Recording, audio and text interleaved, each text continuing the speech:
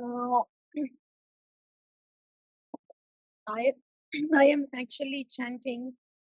My chanting actually begins when I'm in śaraṇāgati Sunicina. And that's when my chanting begins. Up until then,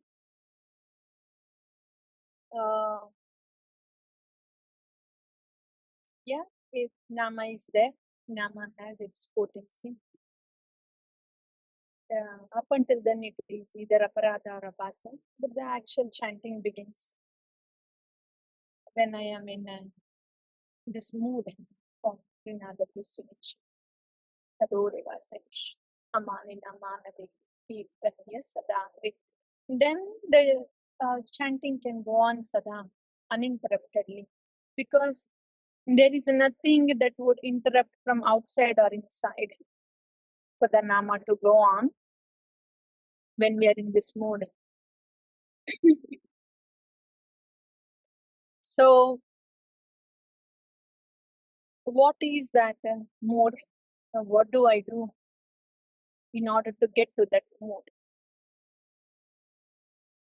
You know, when Sri Narada Muni or Prahlada Mahārāja is saying, yes, yes, the bhaktir bhagavati yakinchan sarvair gunair tatra samasate suraha.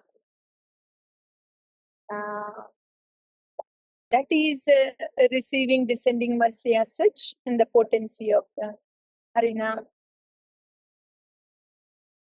Just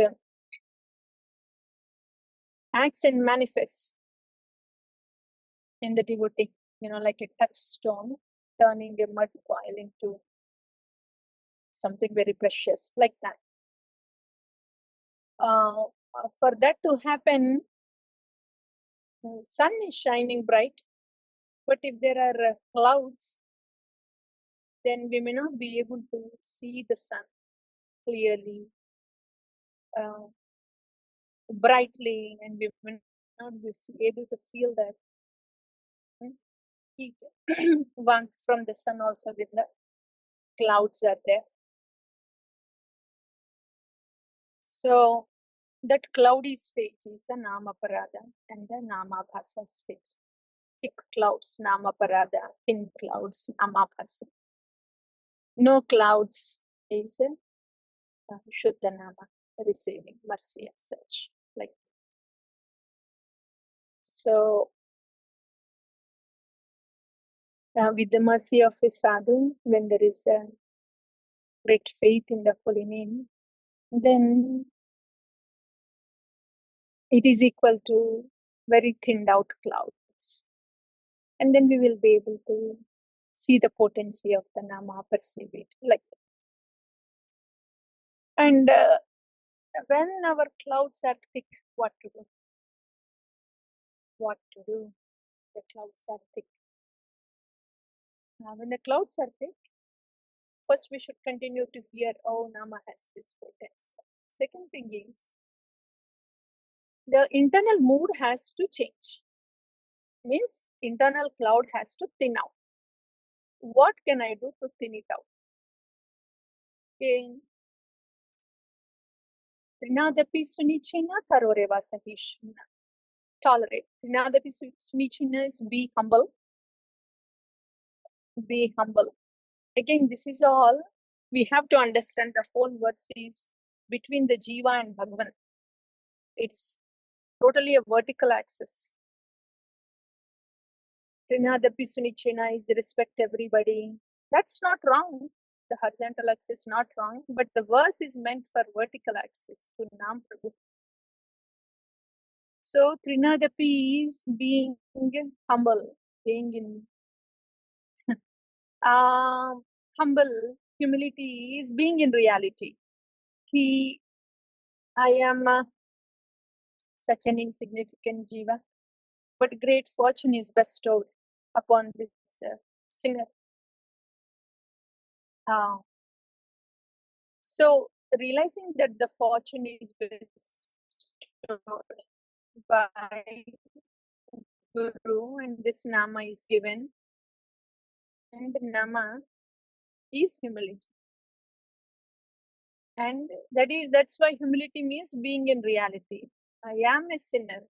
I am very hard, constant offender, but still Guru and Krishna is merciful to me. That is reality. When I see that reality, then automatically what I feel is humility. So humility is being in reality. So when one is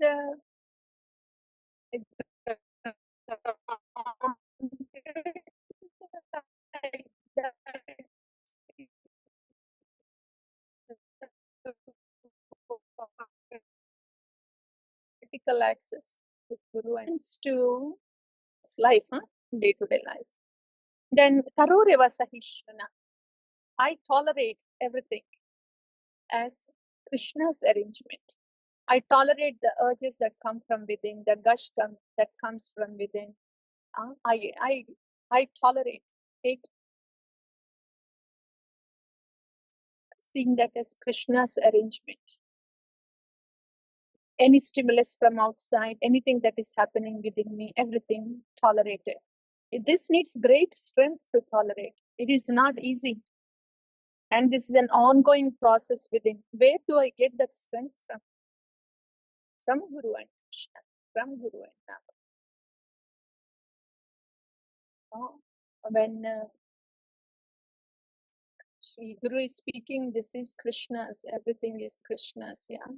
Shastra says it is your own karma coming back, but it is minimized. Like that. In the light of Sadhu Vani and by holding to the Nama, I tolerate. Holding on to the lotus feet of the Lord. Tolerate and do what? Do nothing? No. Tolerate one side. Keep the loving service of Bhagavan. Keep the loving service of Guru and Krishna going. Because when one is in humility, which is a natural state, the natural occupation is loving service is going on. When that realization is there, oh, what a great fortune that is bestowed upon. Do I just sit quiet? Great fortune bestowed upon me doing nothing? No. There is some reciprocation happening. Loving service to Guru and Krishna. That should keep going in me. As it keeps going, then things happen in life. I should tolerate, seeing that as Krishna's arrangement. Taroreva sahishvana. And for that to keep going, I should not expect anything from anybody.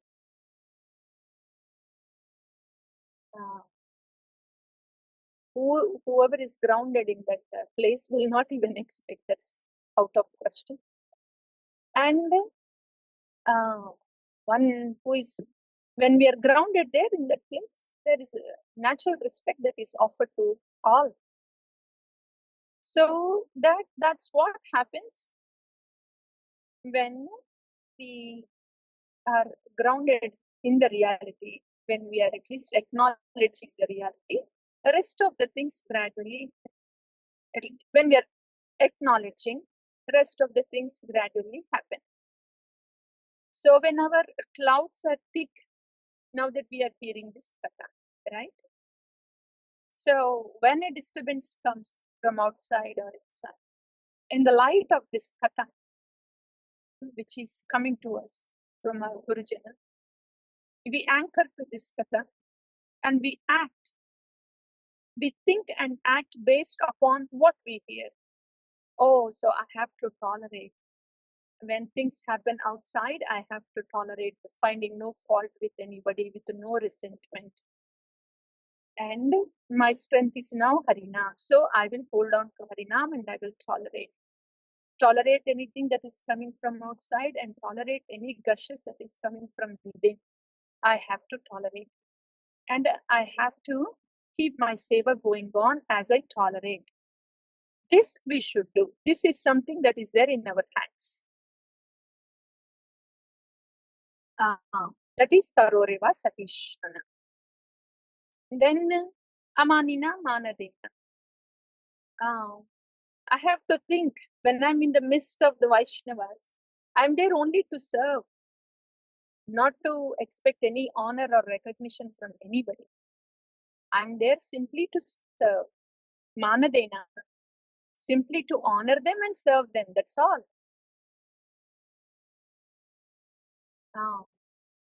And if there is any thoughts of self-honor and recognition it comes, then we should say no, this is like foul thing. So we just discard that. No honor or recognition for me, but I should honor and serve the Vaishnavas. We should voluntarily think like that. Instead of reacting that, oh, I am not honored, oh, they did not do this for me. I should voluntarily think, no. I am meant to serve others. And I honor others. So I should honor and serve others, not the other side. So I should think like, then my misery will go away. So if I don't think like that, I will be miserable. Bhakti may go on outside, but misery inside. So we are not doing a great favor to anybody by thinking like that. If we don't think like that, the misery will not go away. Yeah, like that. So the loving seva to Guru and Krishna should go on. And if it will go on when there is no expectation from outside, and when we continue to honor and serve accordingly everybody outside, and tolerate whatever is coming in our way from outside or within. These three things, they constantly run parallelly while the seva is going on that side. So the whole point is seva has to go on uninterruptedly. And when these kind of interruptions come, then they are to be shielded with this instruction from Gaurachandra. So this is how one can understand and practice Trinadapi Sunichina, even when we are in a cloudy state. That's when our nama will, we will be able to see more shine from the sun. Like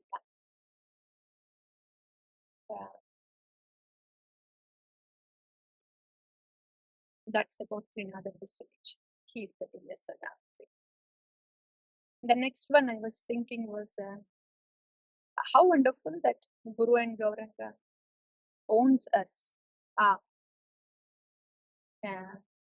You are my property. We can take birth again and again in any body, for any zillions of yugas.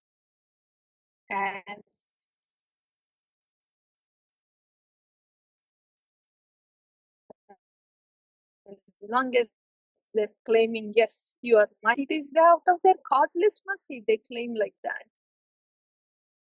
Causeless mercy. There is no cause. They claim like that, that you are my property.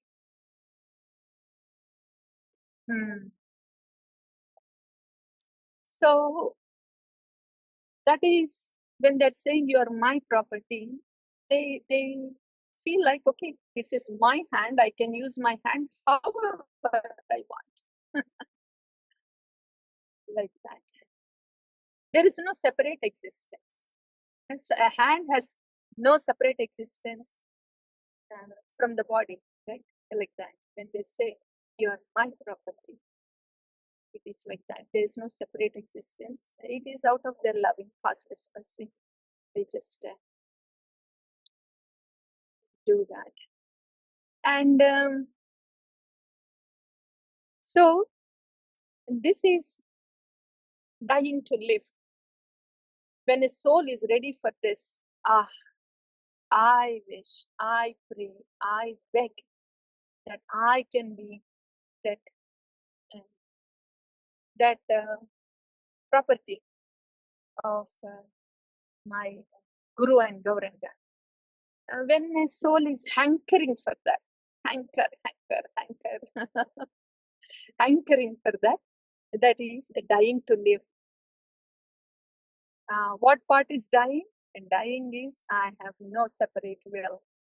Whatever you want to do with this body, whatever you want to do with this life, whatever you want to do with this family, whatever you want to do with this health, whatever you want to do with this entity, it's totally up to you. I have no separate will, no questions asked. And your will is very happily my will. When a jiva is ready for that, hankering for that, then the Paramatma is there inside. Then they will know when to claim. That is dying to live. Placing the will at the lotus feet of Guru and Gauranga is our separate will is dying. And then we will start to live when they make us their property. Like that, dying to live. Like that. And when that is not there, when the jiva is partially, okay, yes, I want to do some service. Yes, yeah, please use me. Muke bolo, please use me. A little bit only. But inside, I don't know. How will it be? So there is some willingness, though not completely. And then what happens? Then it is like this. If it is somebody's hand and you want to get something from a shelf, then you would just ask that person, if you feel like giving, if that's okay with you, can you please pass that on to me from the shelf? So you just leave it to that person to use his hand to do what you have asked. So your free will, okay. If you want to use it, the hand and give it to me, fine. If you don't, that's fine too. Like that. So when we are engaged in the seva, it will be accordingly. Are they using us as their own hand, or are they using us as somebody else's hand and letting us decide? Like that. That's all. So that's what we have heard today. Śaraṇāgati Samicchena. How it is all about the central axis, the vertical axis to Guru and Krishna. And thus, whatever is there with that vertical axis naturally reflects on the horizontal one. When one is situated in that reality, humility, naturally there will be respect to others. There is no struggle. Yeah. So like that, Śaraṇāgati Samicchena is all about Guru and Nama, our relationship with Guru and Nama. And second thing is, when the faith is big, then the Nama will be a touchstone manifesting through the devotee. That is almost no clouds. Third one is, when we are in the nāmāparādha states, when the clouds are thick, what to do? That we have heard. Voluntarily switching our thought and actions in light of what we are hearing from the sadhu shastra. And after that, we heard about how Guru and Gauranga claims that one as a property when the soul is anchoring to be their property. And the second one is when there's no much anchoring, partial willingness, then also there is something going on, but it is happening based on the free will of the jiva. Like, that's all. That's all, Mataji. That's all the devotees. And I think, yes, Vrindavani Mataji, I guess that question is answered in there. That's all from my side. I'm entering the tree zone. I don't know if this is all heard, but that's all from my side. Thank you, Mataji. Yeah, we could hear everything. Yes. Yeah. Very, very beautifully you explained the verse śaraṇāgati sunīcana and how we can develop the will voluntarily to remove those thick clouds if they are there. And I really liked how the service needs to go on. And if we realize how fortunate we are, then there should be some action, and that action should be that devotional, loving service towards Guru and Krishna, realizing how that vertical access to Guru and Krishna is provided to us as a descending mercy, Mataji. Thank you very much. Yes. Yeah, this is all from Anybody else? This is from Sri Sambodhana Bhashya by Srila Bhaktisiddhanta Saraswati Thakur. Okay. Thank you. Anybody would like to reflect anything on this?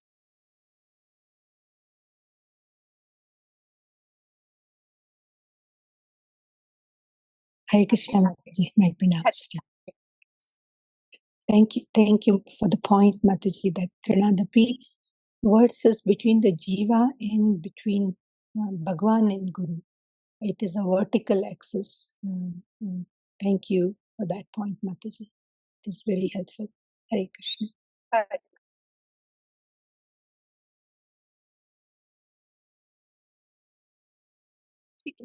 So, very good.